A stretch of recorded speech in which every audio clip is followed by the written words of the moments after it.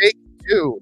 Apparently, you can hit the mute button before you start talking because apparently this thing auto put the mute button on. So the last minute and a half of stuff I said, nobody heard. Can you hear me now, Dave? I can hear you, but you're sounding underwater. Oh, not again. There you go. Now you sound fine. All right, here we go. Take three.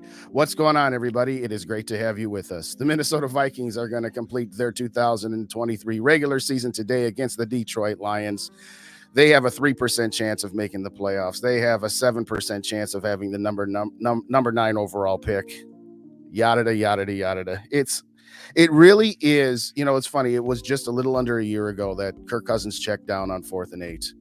And since that point in time, there's been a lot of things that didn't go the way we expected them to. A lot of choices were made, both by the front office, the team, and otherwise, that at the time you thought probably could be the right choices based on the available information at the time. And as time goes on, you start to wonder, was that the right choice? But anyway, let's get some shouts to the people in the building here. Let's get this started and get you guys ready here. We've got Dave from Vikings First and SKOL. What's going on? We've got our guy, Gary. What's going on, Gary? Good to see you guys here as well. Can't believe the season is already over. On the draft. There you go. Shout out T-Bass. What's going on? What's going on? Misery of this season is about to end. Most likely. We'll see.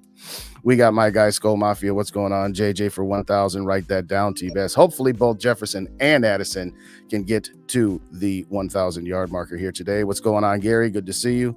What's up, Julian? Yeah, you're right. You're absolutely right. And then there's a whole bunch of chats of people saying that they can't hear me, so I'll skip through those. We got Davey. What's going on, Davey? Two-Tone Tony's in the building. What's going on? Thank you guys so very, very much for joining us. Okay, we're going to make this brief, but you all know how we start this show, whether it's my Monday night, Sunday night, Thursday night, Tuesday night. I shout you guys out in the chat, and we shout out some other people. But before we do that, all due respect to Two-Tone Tony, let's get that one out the way. Shout out to the active and veteran members of every branch of our armed forces who have sacrificed so much for our freedoms, both to gain them and to maintain them. And shout out to the family members of our military people that have to sacrifice time away from their loved ones. Shout out to the brave men and women who serve as law enforcement, firefighters, and EMS who in times of tragedy run towards the danger to help the rest of us simply get away from it. We go to work every day, or maybe we sit at home, do the work from home thing. But when these brave men and women go to work, they potentially put their lives on the line at any point in time. And finally, to the doctors, nurses, frontline workers, home health care providers, surgeons, for taking care of us in our medical time of need. Thank you so very kindly for your Super Bowl being, let's go save a life. All righty, Davey. Let's get down to the brass tacks. Injury report. Is the injury report longer or shorter of those who are going to play versus those who are not going to play? Well, it doesn't look good. The Vikings inactives for this game include Brian O'Neill, Ed Ingram, Byron Murphy, Mekhi Blackman, Theo Jackson, Jaquelin Roy, and Jaron Hall, who will be your emergency third quarterback if needed. Yeah, that's a lot, to say the least. To say the absolute very least. I don't know how this defense is not going to give up 30-plus points unless the Detroit Lions decide to bench their starters at halftime. They may score 30 in the first half. Who knows? I'm trying to be positive. I'm trying to look for a path to this Vikings victory. You're going to have to help me, Davis. I straight up do not see one. Magic, baby, magic. It's going to take something absolutely absurd, i.e. Nick Mullins throwing for like 500 yards, just targeting downfield to Justin Jefferson and Jordan Addison. They both reached their 1,000-yard mark, and we score more points than the Detroit Lions do. I think Detroit's a little bit motivated after last week's game. They're coming in. They're still playing for seeding. They have a possibility to get 2 seeds, so they're going to be motivated. Yep. The only thing we have is, hey, it's the final game. Go out there and do your best, and let's try to win this. And the only way I see it is throw. Because I put Ty Chandler on the cover of our post-game show. Right. I would love to see Ty Chandler have a good game. I just don't think he's going to get enough carries to have a good game. So that's the key. Number one, Detroit's defense is pretty good against the run. We all know that. Number two, Kevin O'Connell doesn't like to run. He just doesn't. It's proven out over the last 2 seasons at this point. So to me, Nick Mullins is just going to have to throw the ball 60 times and hope that he can get Justin Jefferson and Jordan Addison into the end zone. You know, it really is that simple offensively, because if you were going up against a bad run defense with a coach that doesn't like to run the ball, you might be able to find some success to where maybe he gets it in his head, oh, you know, this has been working, so maybe I'll try it a little bit more than I really want to. When you're going to run the ball against a team and have no success, you're just telling him, don't even bother trying. Don't even bother trying. So with all of that being said, offensively, you're going to have to play near a perfect game. You are going to need to score touchdowns. You can't be settling for field goals. You can't be turning the ball over, even though we've got Nick Mullins as our quarterback. That's where the magic comes in. Yeah. The magic is he has the game of his life, throws 60 times and only throws 1 or 2 interceptions. And somehow, some way, we score touchdowns on near every other drive that we have. And I'm not trying to make this sound like it's impossible. You know, any given Sunday, I'm not saying it's impossible. I'm just saying for right now anyway, it's like your defense is a walking mash unit, and they've been figured out over the last few weeks to begin with anyway. So good luck. Offense, you're going to have to carry the load. And that's asking a lot with the 4th quarterback that you've started this year. That's asking quite a bit. But that's the only way I could see the Vikings possibly winning. Possibly. Unless somehow, some way, the only thing that I don't see the Vikings stopping the Lions from getting yardage and scoring points, but maybe you can get a strip sack on Jared Goff. Maybe you can get a pick 6.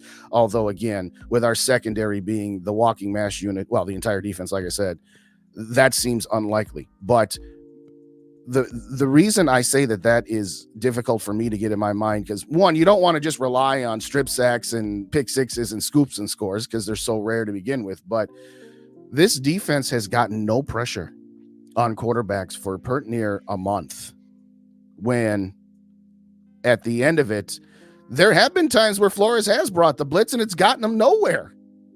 They brought 6-7 guys, and the quarterback is still sitting back there with all kinds of time and guys running wide open through the secondary. So we can talk about the Nick Mullins magic, and maybe he just has the game of his life, but how is this defense going to find some magic? That's what I want to know. That's a good question, because they're playing against one of the best offenses in the league, and that includes their offensive line. So blitzing Goff, they had a hard time 2 weeks ago. They'll probably have a hard time today. I don't see Maybe they get lucky. Maybe they don't. You know, a couple weeks ago, didn't we still have DJ Wanham? We don't even have DJ Wanham anymore. That only leaves Daniil Hunter. He'll be doubled. And I don't see it. But playing coverage is a risk too. So it's going to be interesting. Brian Flores did a remarkable job this season. Let's give that guy some credit for what he has done. Just because it's fallen apart at this point doesn't mean we don't acknowledge that he did do a lot of good. He worked his own magic. Yes. With the talent that we had back there and the limited amount of talent, I should say. And now with the injuries compounding that, you know, we're starting with Evans and Booth as your starting cornerbacks today. Jeez. Which probably means Cam Bynum plays more corner today as well. Yeah. Unless Jared Goff gets in one of his giving moods, which he does from now and again, I don't see it. Yeah, I don't either. Shout out Rap in the building. What's going on? I've gotten behind on some shouts because we're like racking our brains trying to figure out a way the Vikings can even stay in this game. Mateo says Mullins will have 4 touchdowns and 8 interceptions. You know, KOC would give Nick Mullins the entire game, even if he was at 6 or 7 interceptions. Yes, that was something that was said on a show earlier this week. Can Nick Mullins set the record for NFL interceptions in a game? I believe the record is 7. So yeah, Mateo, if he did get that, he'd be the all-time leader in one game. So there you go. Vikings fan 123, shout out to you. Good to see you here as always as well. Thank you kindly so very much for joining us. We got Luminous Grand. What's going on, Grand? Thanks for joining. Appreciate you. Why not play the Slappies today? Well, Gary, because they still have an outside shot of the play. As fans, we can talk about and have the discussions about, hey, let's just play our young players and give them some experience because the result of the game doesn't matter. As long as there's a shot, the players, the coaches, the owners, everybody. The only people who are definitely going into this game as part of the Vikings organization are the general manager and his team. Make no mistake about it. Kwesi wants them to lose this game. Does Kevin O'Connell want them to lose? No, because head coaches are judged by their win-loss record. They don't get to, when they're about to get fired or when they're trying to get hired, and they say, well, you know, these 3 losses on my schedule were just garbage games that, you know, didn't really matter. No, that they still count. Okay. They still count. So while I agree with you, Gary, and here's what I would do. I would spend the first half trying to get Justin Jefferson and Jordan Addison their yardage to get to 1,000. And I know 1,000 in a 17-game season, but it's the optics of it, particularly with Jefferson missing 7 games. Sans that, once that happens, yeah, we'll put all the young guys in and don't necessarily put them in a position where they're going to be completely overmatched and absolutely destroy their confidence. You don't want to do that either, which is why KOC took Jaren Hall out of the game at halftime, when I would have said, you know, just let the guy stay out there. Well, they still had a shot. And from a player standpoint, a coaching standpoint, and an ownership standpoint, if they got a shot at the playoffs, they're going to take it. And let's be clear about this, ladies and gentlemen. It's not about the thought process of, well, if we go to the playoffs, we'll just lose in the first round. We're going to either be playing in Philly or in Dallas. If we somehow pulled out a victory today, got the other legs of the 4-leg parlay, we'd be going to Dallas or Philly, and we would get destroyed. Okay. Or possibly back to Detroit. We can't. No, Detroit can't get the 2 seed if they lose. Oh, that's true. Yeah, you're right. 100%. So it will be the winner of the NFC East that we would go to. The Vikings can only be the 7 seed. They cannot be the 6 seed. We'll talk a little bit about the NFC playoffs just because we want to say bear down Chicago Bears a couple of times, beat the Packers. We always got to throw a beat the Packers into a show. But having said that, yeah. Okay, if they won and all those things happen, you really think that team's going to go to Dallas and win or Philadelphia and win? You couldn't go to Philadelphia with Kirk Cousins and company and win. So, no. Having said that, yeah, to answer the question, Gary, because the coaches and players, they don't want to do that. Shout out Purple Papa. What's going on? Good to see you here. I heard Dalton Reisner this week did an interview. This is the first time he has an opportunity to possibly be in the playoffs, and he's all excited and motivated for it.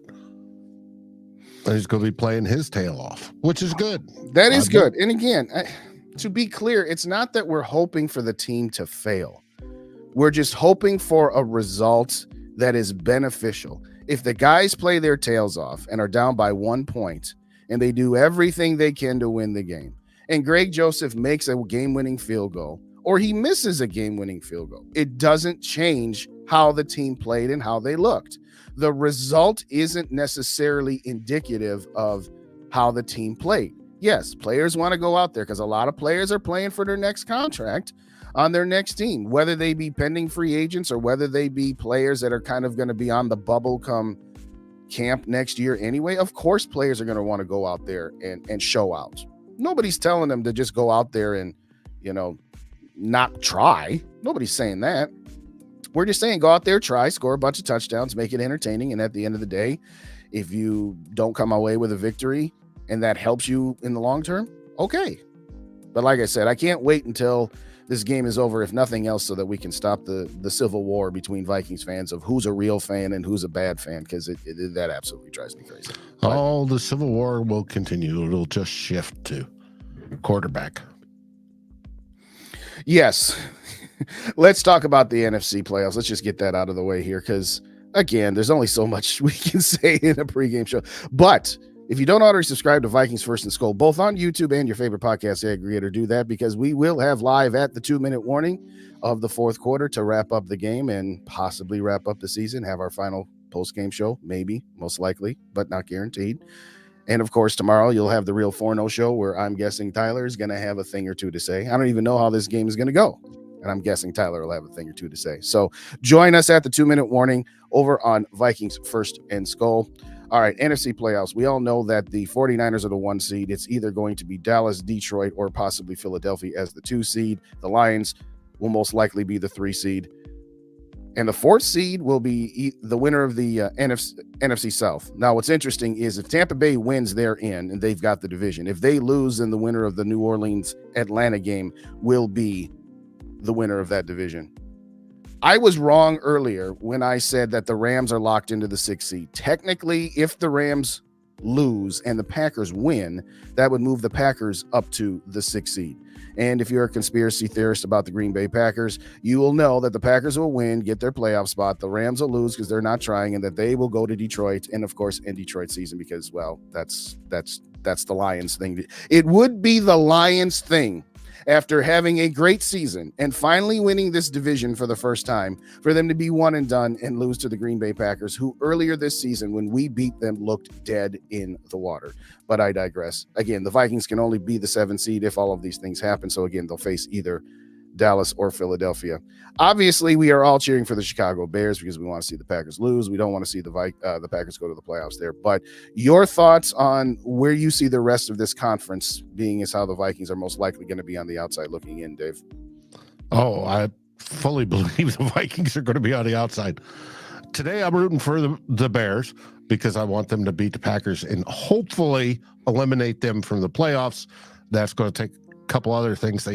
Packers can still lose and then back in if everything plays right. And of course, it has to do with the NFC South. But it's going to be interesting to see. I figure, all right, San Francisco, they're on cruise control. They got the number 1 seed. I think Dallas will probably take the East with Philly being the wild card, but who knows? And then they'll come down to Detroit, and then whoever wins what's the other division? The South. Tampa Bay. If Tampa Bay can't win today, and they're playing Carolina, they should absolutely win that game. Yes, they should win. So, and then for wild cards, you're probably looking, hopefully not Green Bay, but you're looking at the Rams, obviously. And who was the other one that's going to be in there? The loser of the East. The loser of the East, yeah. Yeah.